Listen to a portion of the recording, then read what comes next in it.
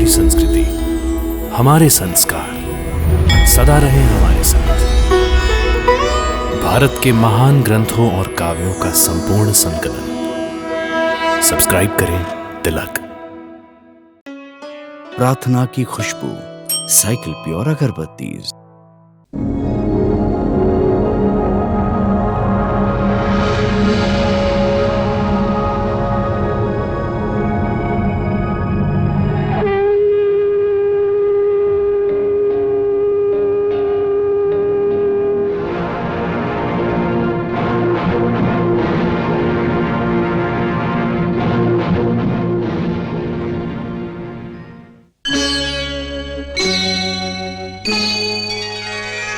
कृष्णा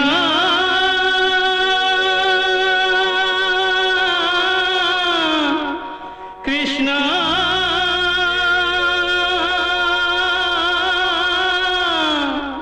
हरे कृष्णा हरे हरे।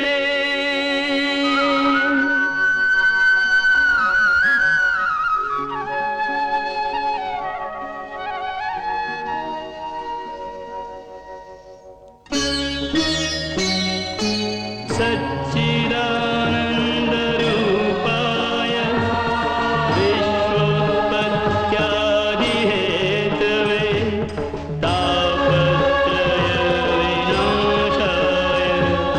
श्रीकृष्णाय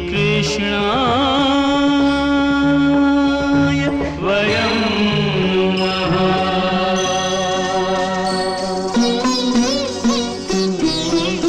श्रीकृष्ण गोविंद हरे मुरारे, हे नाथ नारायण वासुदेव। हरे कृष्ण राधे राधे कृष्ण कृष्ण कृष्ण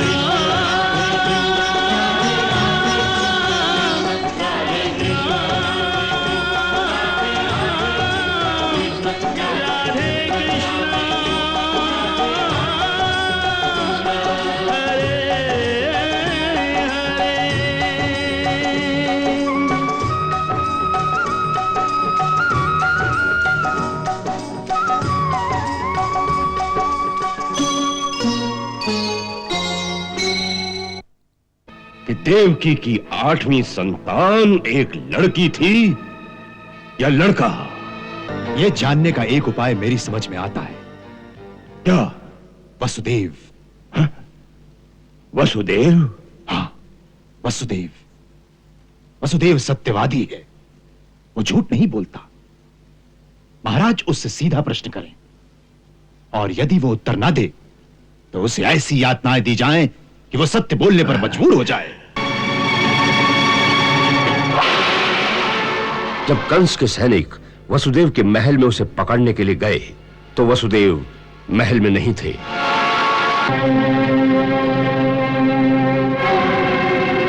हम कुमार वसुदेव को लेने आए हैं। वो इस समय किसी कार्यवश बाहर गए हैं। आप जाइए, मैं उन्हें महाराज का संदेशा दे दूंगी। नहीं, उनके आने तक हम यहीं प्रतीक्षा करेंगे। सिपाहियों,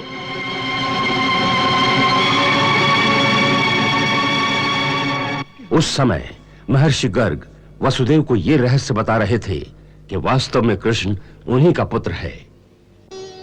आपकी अष्टम संतान कन्या नहीं थी, आपकी अष्टम संतान तो एक पुत्र था, जैसा कि आकाशवाणी ने कहा था।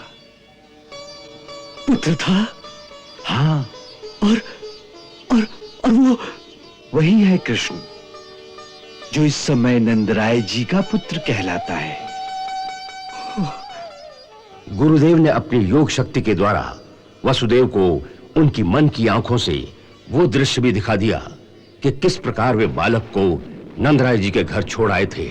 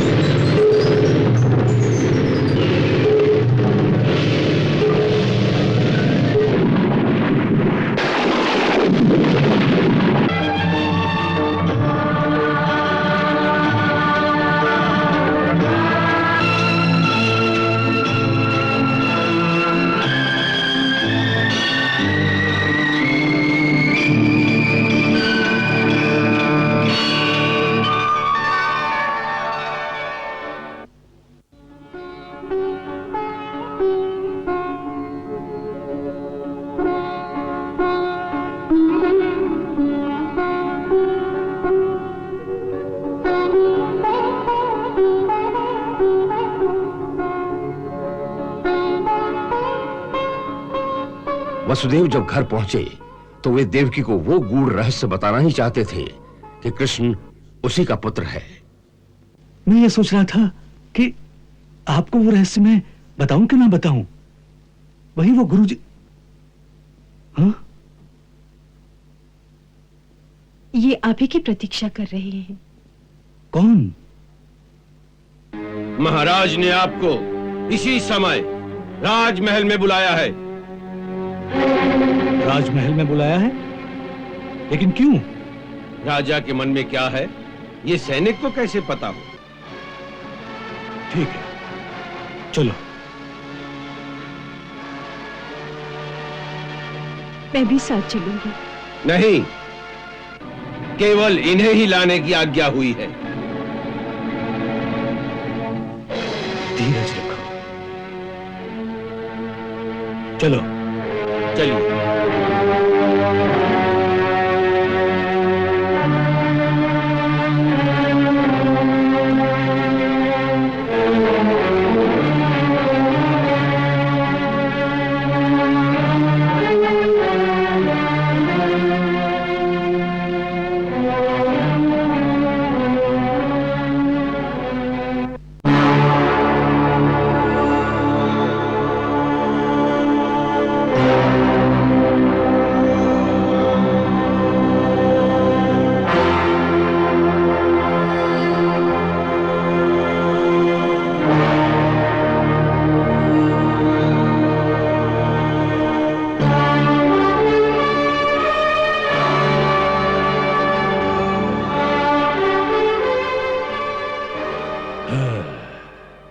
तुम जा सकते हो। जो आज्ञा।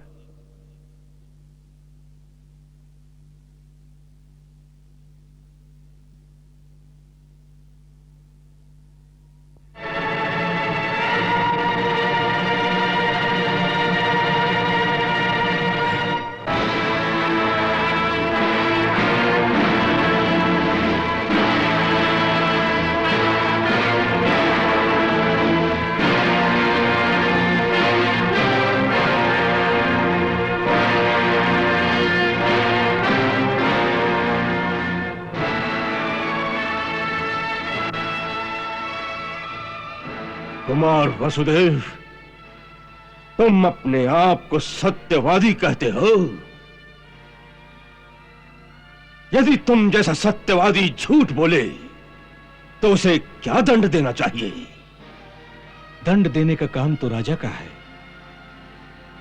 सो ये राजा ही निश्चित करेंगे कि झूठ बोलने के लिए क्या दंड देना चाहिए। हाँ, इसका अर्थ यह है कि तुम ये बात स्वीकार करते हो कि तुमने झूठ बोला है। नहीं, मैं इस बात को स्वीकार नहीं करता कि मैंने कोई झूठ बोला है। तुमने अवश्य झूठ बोला है, और इससे इनकार करके एक और झूठ बोल रहे हो। जब उसे अपनी 8वीं संतान कहकर तुम लोगों ने उस कन्या को मेरे हवाले किया, तभी मुझे संदेह हो गया था कि इसमें अवश्य मेरे साथ कोई छल किया जा रहा है। तब मैंने स्वयं तुमसे पूछा था, क्या यह सत्य है कि कन्या का जन्म हुआ? तो उस वक्त तुमने अपनी छाती ठोक कर कहा था, हाँ, यह सत्य है। क्या उस समय तुमने सत्य बोला था? हाँ,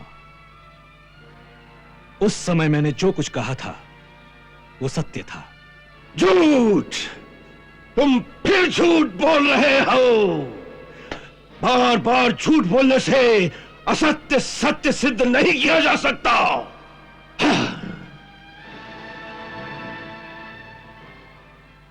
सत्य को सिद्ध करने की आवश्यकता नहीं होती महाराज। सत्य तो स्वयं सिद्ध होता है। और जो सिद्ध न हो सके वो सत्य नहीं होता। इस बात को तुम मानते हो? आप कहना क्या चाहते हैं? यदि जो तुमने कहा वो सत्य था, तो जब उस कन्या ने मेरे हाथ से छिटक कर आकाश में अष्टभुजा देवी का रूप धारण करके कहा था कि तुम्हारा मारने वाला पैदा हो चुका है, क्या वो सत्य नहीं था? तुम दोनों में से किसका कथन सत्य था, तुम्हारा या उस देवी का? दोनों का ही कथन सत्य हो सकता है। सत्य दो नहीं हो सकते, सत्य एक ही हो सकता है और सर्वदा एक ही रहता है। जो आज सत्य है कल भी वही सत्य होगा। यही सत्य की परिभाषा है। सत्य की परिभाषा बड़ी कठिन है महाराज। मनुष्य जितना जानता है, जितना उसका ज्ञान होता है, उसके लिए उतना ही सत्य है, क्योंकि ज्ञान अधूरा होता है। इसलिए मनुष्य के लिए उसका सत्य भी अधूरा हो सकता है। तो तुम अधूरा सत्य जानते हो, तो फिर पूर्ण सत्य कौन जानता है? पूर्ण सत्य तो केवल अंतर्यामी भगवान ही जानते हैं। वैसे भी पूर्ण सत्य क्या और असत्य क्या, इसकी मीमांसा बड़ी जटिल है। वास्तव में संसार भी पूर्ण सत्य नहीं है। केवल माया के भ्रम में पड़कर हम संसारी लोग इसे सत्य मान रहे हैं, क्योंकि योग माया प्राणी को जितना ज्ञान, जितनी बुद्धि देती है, प्राणी की दृष्टि में उतना ही सत्य होता है। सो जितना ज्ञान मुझे था उसके अनुसार मैंने केवल सत्य कहा था। हाँ, इन शास्त्र दर्शन की बातों में उलझाकर तुम मुझे धोखा नहीं दे सकते। हाँ, मैं जानता हूं कि तुमने अपना अष्टम पुत्र छुपाकर कहीं और भेज दिया है। हाँ, मैंने तुम्हारे वचन पर विश्वास करके उस दिन देवकी को जीवित छोड़ दिया था, परंतु तुमने अपना वचन भंग करके मेरे साथ विश्वासघात किया है। तुमने मेरे साथ छल किया है। तुम भीषण दंड के अधिकारी हो। मैं तुम्हारे इस लांछन का प्रतिकार करता हूं कि मैंने तुम्हारे साथ विश्वासघात किया है। मैंने अपने होश में तुम्हारे साथ कोई छल नहीं किया।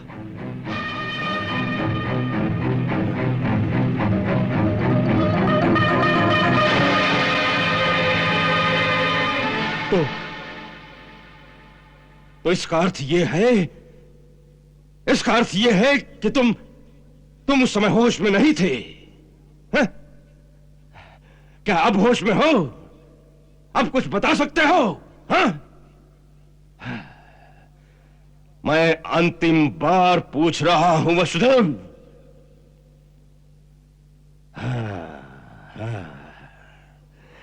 तो इसका अर्थ है कि तुम अब भी होश में नहीं हो। हां, पर मुझे पूर्ण विश्वास है देवकी अवश्य होश में होगी। मैं उसी से पूछता हूं कि तुम्हें अपना पुत्र अधिक प्यारा है या पति? तब तक तुम्हें फिर से कारागार में बंद करके होश में लाने का प्रबंध करता हूं। सेनानायक। जी महाराज। इसे कारागार में बंद कर दो, और जब ये कहे इसे होश आ गया तब हमारे सामने उपस्थित करना। जाओ, इसे ले जाओ।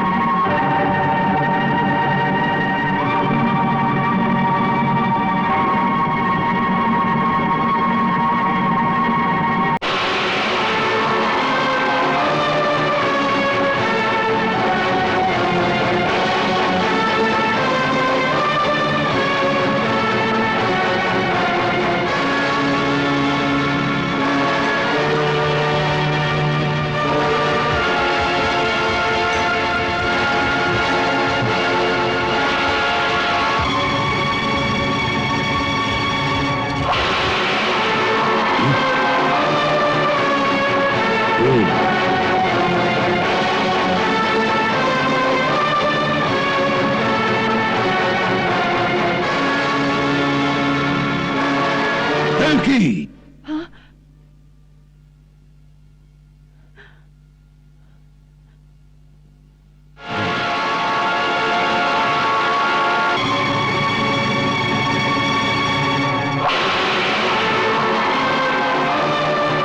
देवकी, मैं एक ही बात पूछने आया हूं। क्या तुम्हारा 8वां पुत्र गोकुल में पल रहा है? मेरी बात का उत्तर दो।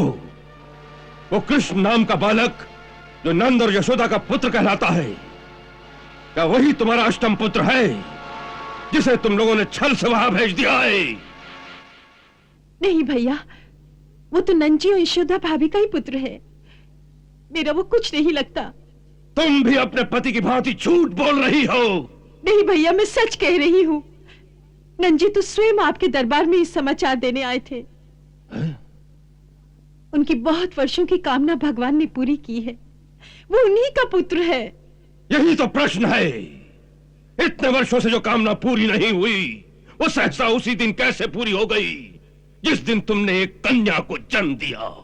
ये तो संयोग की बात है। संयोग की नहीं, ये छल की बात है। तुम्हारे यहां पुत्र हुआ था, कन्या नहीं। नहीं भैया, मैंने उस कन्या को ही जन्म दिया था जिसे आप मेरे हाथों से छीन कर ले गए थे।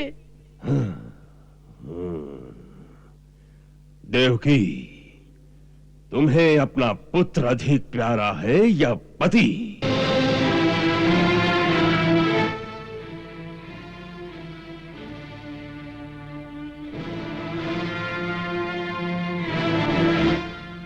तुम्हें अपना पुत्र अधिक प्यारा है या पति?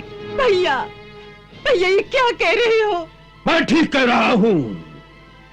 मेरे साथ छल करने का परिणाम बड़ा भयंकर होगा। मुझे सच सच बता दो, तुमने अपने पुत्र को छुपाकर कहां भेज दिया है? यदि झूठ बोलोगी तो पहले तुम्हारे पति को सूली पर चढ़ा दूंगा। नहीं भैया, हम पर दया करो। मेरे पति सत्यवादी है, वो कभी झूठ नहीं बोलते। तुमने मेरी सारी संतानें मुझसे छीन ली। अब मुझे मेरे पति से वंचित ना करो। अपने हाथों अपनी बहन का सुहाग ना उजाड़ो। मैं शपथ खाकर कहती हूँ कि हमने कोई छल नहीं किया।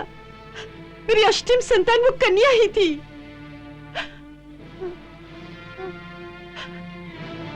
मैं तुमसे दया की भीख मांगती हूँ भैया, मेरा सुहाग मत उजाड़ो। जिस बहन को अपने भाई का जीवन प्यारा नहीं होता, वो बहन कहलाने के योग्य नहीं होती। हम पर दया करो भैया। हाँ, सेना नायक, ये लोग सीधी तरह नहीं बोलेंगे। इसे भी अपने पति के पास कारागार में भेज दो। देवकी, तुम कंस की शक्ति को नहीं जानती। तुम्हारा अष्टम पुत्र तीनों लोक में कहीं भी छुपा हो, कंस उसे ढूंढ निकालेगा। और मैं तुम्हें वचन देता हूं, एक दिन उसका मृतक शरीर तुम्हें भेंट करने के लिए मैं स्वयं कारागार में आऊंगा। ले जाओ इसे।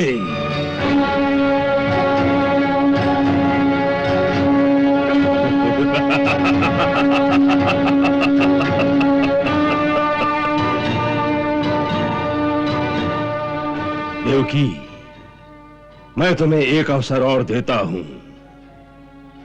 कारागार में अपने पति को समझाकर सब सच सच बता दो। मैं तुम दोनों को मुक्त कर दूंगा।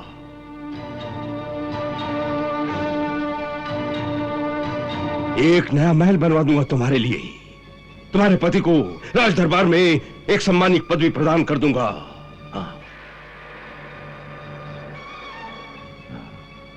मैं 1 महीने तक प्रतीक्षा करूंगा। यदि तब तक नहीं बताया तो तुम दोनों का आधा भोजन करके तिल तिल करके समाप्त कर दूंगा। हाँ, ले जाओ इसे, ले जाओ।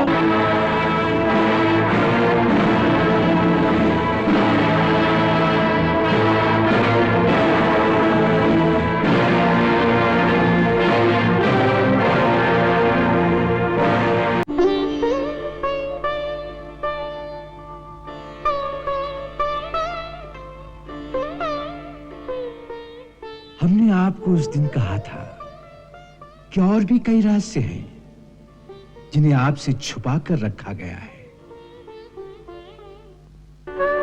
परंतु अब मैं आपके अष्टम पुत्र के रूप में स्वयं पर ब्रह्म भगवान श्री कृष्ण की छवि इन्हीं आंखों से देखकर आया हूं।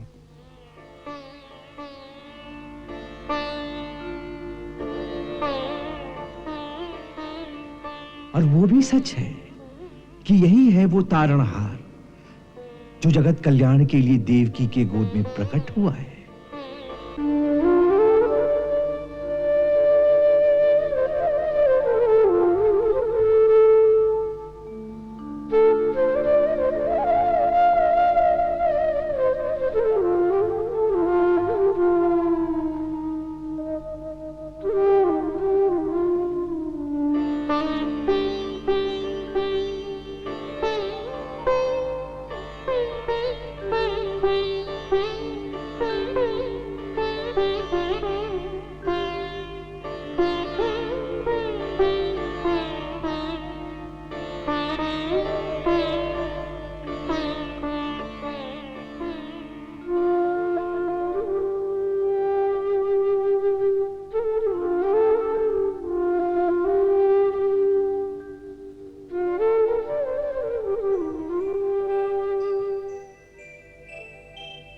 जब से हुआ रे तेरा बाल रूप दर्शन, मैं अपनी सुध बुध गंवाए बैठा।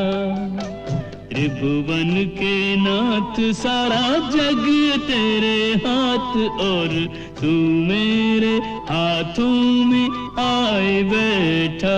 एक अकिंचन पे बड़ा उपकार किया, निज पद सेवा का अवसर मोह दिया।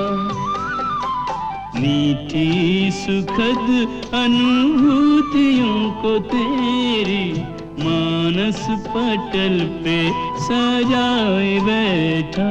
तूने की ऐसी कृपा, प्रभु में धन्य हुआ, प्रभु में धन्य हुआ, जीवन सफल हुआ।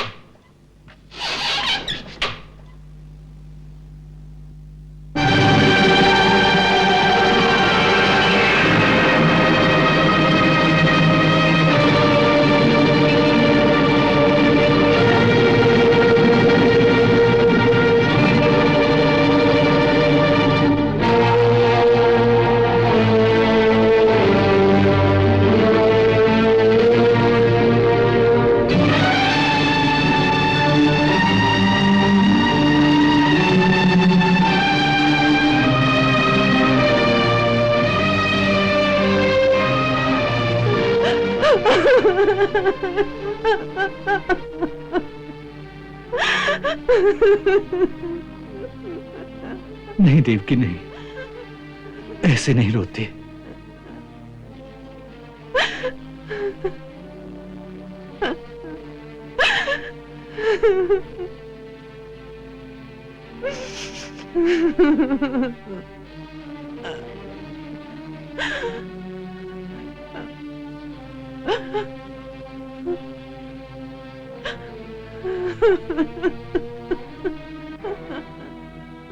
शांत देवी, शांत।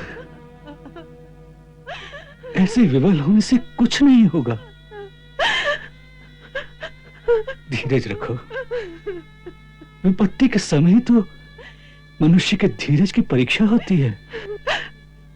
परंतु हमारी विपत्तियां क्या कभी समाप्त नहीं होंगी?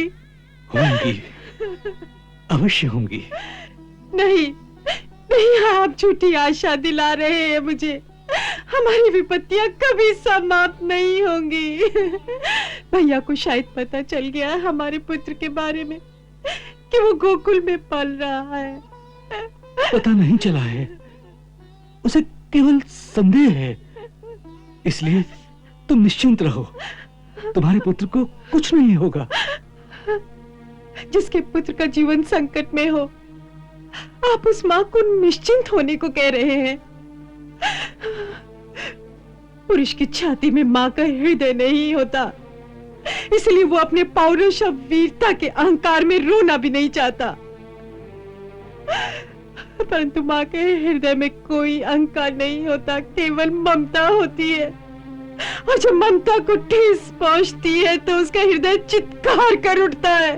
मगर तनिक शांत होकर मेरी बात सुनो तो ना। मुझे शांति का पाठ मत पढ़ाइए।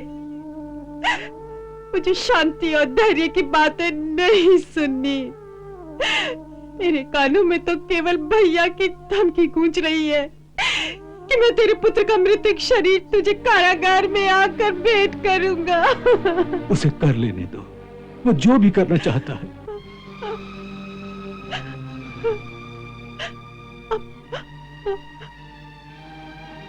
आप कोई पत्थर के बने हैं, आप कभी विचलित नहीं होते। मनुष्य को इतना भावनाहीन, इतना पत्थर भी नहीं होना चाहिए। न जाने मैंने कौन से पाप किए हैं कि विधाता ने मेरी कुंडली में दुर्भाग्य ही दुर्भाग्य लिख दिया है। मनुष्य कितना अज्ञानी होता है। कई बार उसे सत्य का ज्ञान न होने के कारण वो अपने सौभाग्य को भी दुर्भाग्य समझने लगता है। 6 पुत्रों की हत्या हो गई और वो 7वें को भी मार डालेगा। आप इसे सौभाग्य कहते हैं?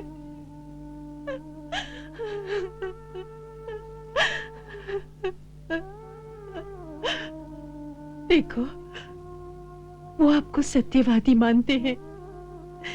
यदि एक बार आप सत्य बता दे कि हमारी अष्टम संतान पुत्र नहीं कन्या थी, तो उन्हें विश्वास हो जाएगा। नहीं तो मेरे 7वें पुत्र को ही 8वां पुत्र समझकर उसकी हत्या कर देंगे। नहीं, यह संभव नहीं। मैं ये नहीं कह सकता। क्यों नहीं कह सकते? क्योंकि यह सत्य नहीं है। ये सत्य नहीं तो फिर सत्य क्या है? वही तो बताने का तुम समय नहीं दे रही हो। देवकी, सत्य ये है कि तुम्हारा अष्टम पुत्र भी जीवित है। हाँ, तुम्हारा अष्टम पुत्र भी जीवित है। हाँ देवकी, तुम्हारा अष्टम पुत्र भी जीवित है। तुम्हारी 8वीं संतान एक कन्या नहीं बल्कि पुत्र था, और उसका नाम है कृष्ण। महादेव की उसका नाम है कृष्ण। बड़े का नाम है बलभद्र और छोटे का नाम है कृष्ण। बलभद्र और कृष्ण।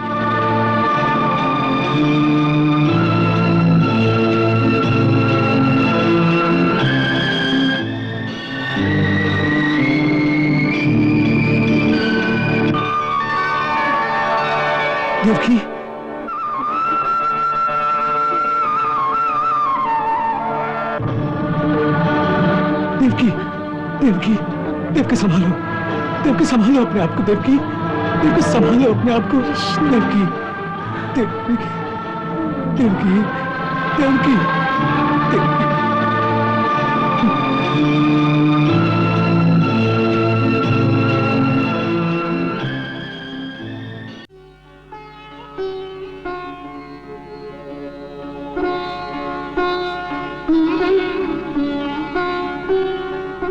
महर्षि गर्ग के श्री चरणों में सेवक का प्रणाम स्वीकार हो। आपका स्वागत है महामंत्री। कहिए, क्या समाचार है? महाराज ने आपसे राजमहल में पधारने की प्रार्थना की है। क्यों? ऐसा कोई पर्व अथवा उत्सव तो नहीं? उन्हें आपसे कोई आवश्यक कार्य है? क्या आवश्यक कार्य है? प्रभु, राजा के मन में क्या है, यह पूछने का अधिकार मंत्री को नहीं, मुझे आपके श्री चरणों में प्रार्थना करने को भेजा, सो सेवक आ गया। अच्छी बात है, हम चलते हैं।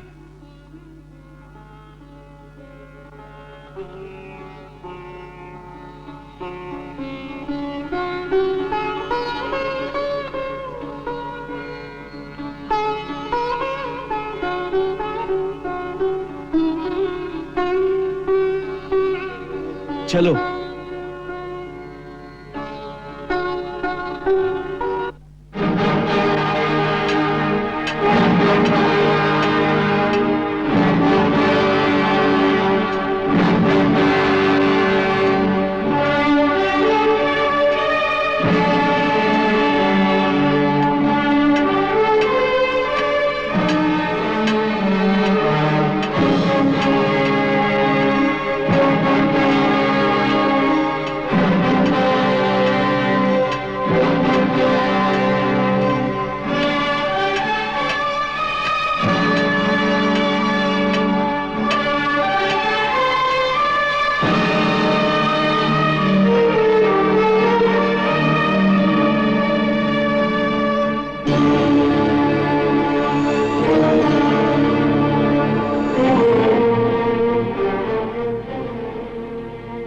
आप विराजिए, मैं महाराज को आपके आगमन की सूचना देता हूं।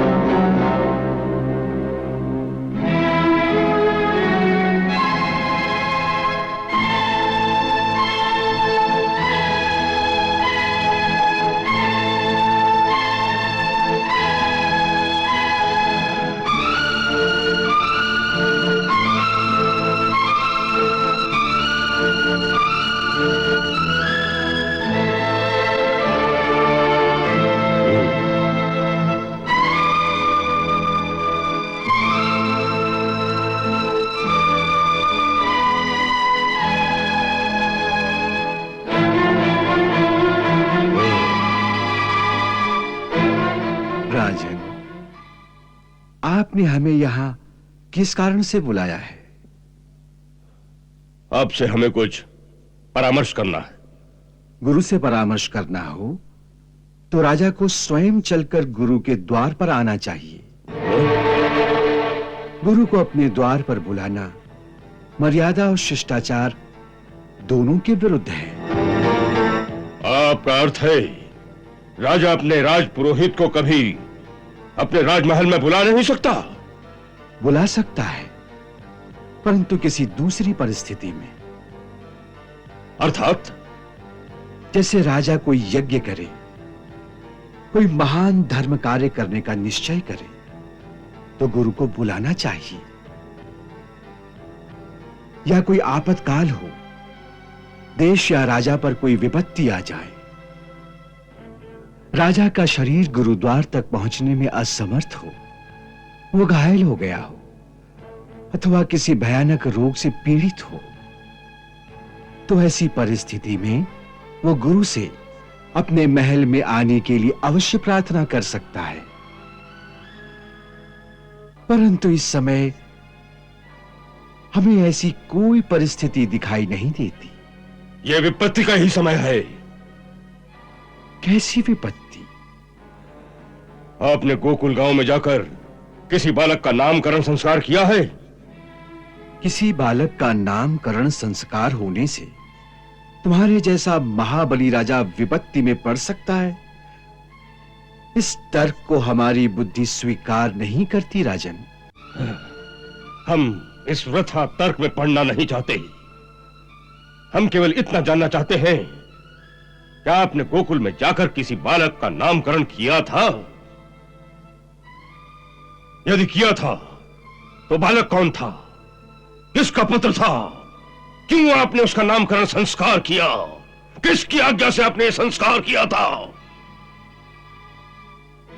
आपकी पहली बात का उत्तर तो यह है कि हम गोकुल गांव में गए ही नहीं। हम केवल यमुना किनारे शांडिल्य ऋषि के आश्रम तक गए और वहीं से लौट आए। यदि आपके कोई गुप्तचर गोकुल में होंगे तो वो भी इस बात की पुष्टि करेंगे कि हम कदापि गोकुल में नहीं गए हैं। और बात रही आज्ञा की, तो हे राजन, एक पुरोहित और गुरु होने के नाते अपने यजमानों के जन्म से लेकर मरने तक के सारे संस्कार कराना हमारा कर्तव्य ही नहीं, हमारा धर्म भी है। और अपने धर्म का पालन करना हर प्राणी के लिए आवश्यक है, फिर उसमें किसी की आज्ञा हो या ना हो, उससे धर्म पालन में कोई अंतर नहीं पड़ सकता। सो अपना धर्म पालन करने के लिए हमें किसी की आज्ञा की आवश्यकता नहीं है। हम यहां के राजा हैं, हमारी आज्ञा के बिना यहां कोई कार्य नहीं हो सकता। हमारी आज्ञा का पालन यहां सबको करना ही पड़ेगा। राजा की आज्ञा का पालन करना उसके सेवकों का काम है, गुरु का नहीं। गुरु राजा का सेवक नहीं होता, उसका मार्गदर्शक होता है।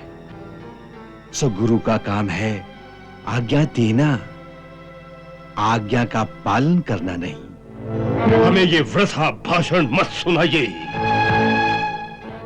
वो बालक कौन था, इस प्रश्न का उत्तर दीजिए। ये हमारी आज्ञा है। आप हमें आज्ञा तो दे सकते हैं, परंतु आपके इस अधिकार को हमने अभी तक स्वीकार नहीं किया राजन।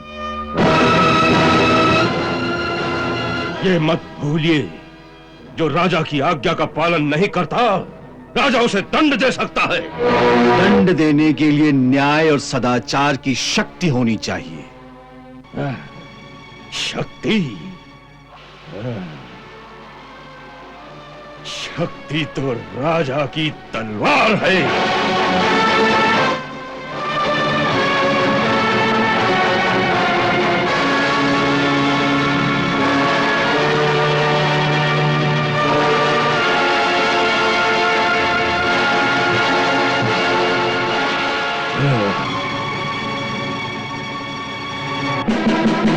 राजन, तुम एक एक करके मर्यादा और शिष्टाचार की सभी सीमाओं का अतिक्रमण करते चले जा रहे हो।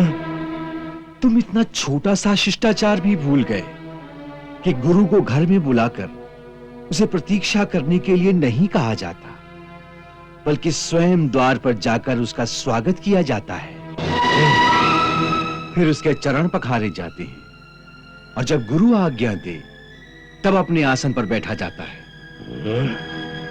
हम उसी समय उठकर जा सकते थे, परंतु हम ये सोचकर बैठे रहे कि जिन परिस्थितियों में आपने मथुरा का राजमुकुट पहना था, उनके कारण आपको किसी विद्वान गुरु से राजनीति की ये शिक्षा प्राप्त करने का समय ही नहीं मिला कि राजा को गुरुजनों के साथ कैसे व्यवहार करना चाहिए।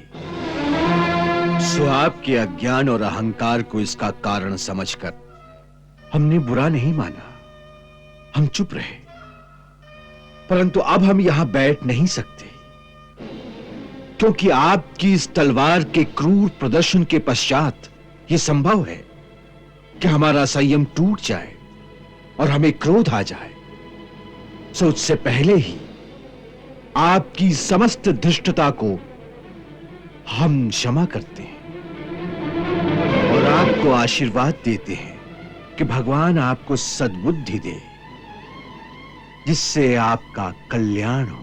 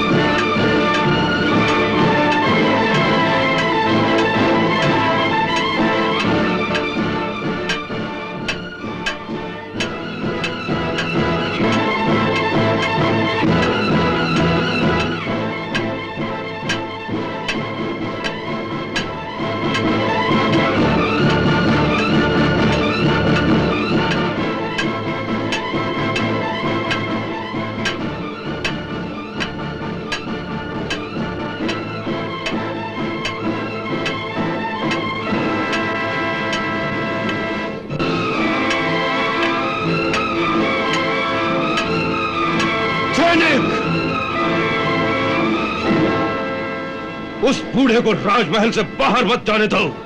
केशों से घसीटकर हमारे सामने ले आओ। ठहरो। महामंत्री, क्षमा करें महाराज, ये हमारे हित में नहीं होगा। एक भिखमंगा साधु राजा की शक्ति को चुनौती देकर चला गया और तुम उसे रोकना भी नहीं चाहते। राजा के राजदंड की मर्यादा कहां रह गई?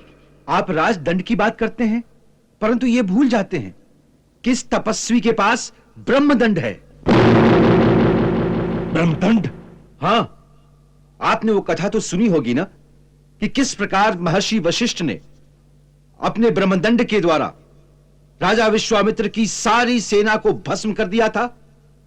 महर्षि गर्ग उसी श्रेणी के सिद्ध योगी हैं। उनकी शक्ति को ललकारना हमारे हित में नहीं होगा। हमारी ये चाल ही गलत थी। ऐसे महात्माओं से सहायता लेनी हो तो उनकी दया और करुणा को जगाना चाहिए। जैसे बड़े बड़े दैत्य और असुर अपनी विनती से भगवान शिव को भी प्रसन्न करके उनसे मन चाहे वरदान पा लेते हैं, वैसे ही ये सिद्ध मुनि भी बड़े भोले होते हैं। उनकी शक्ति से टकराकर नहीं, उनकी दया से ही कुछ मिल सकता है। कंस किसी के पास दया की भीख नहीं मांगता। हाँ, उसे अपनी शक्ति पर भरोसा है। हाँ।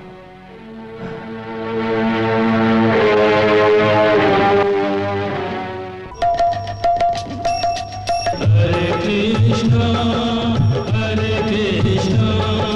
कृष्ण कृष्ण हरे हरे, श्री कृष्ण चरितम् गुणानुवादं तत्प्रेरणा अहं करोमि।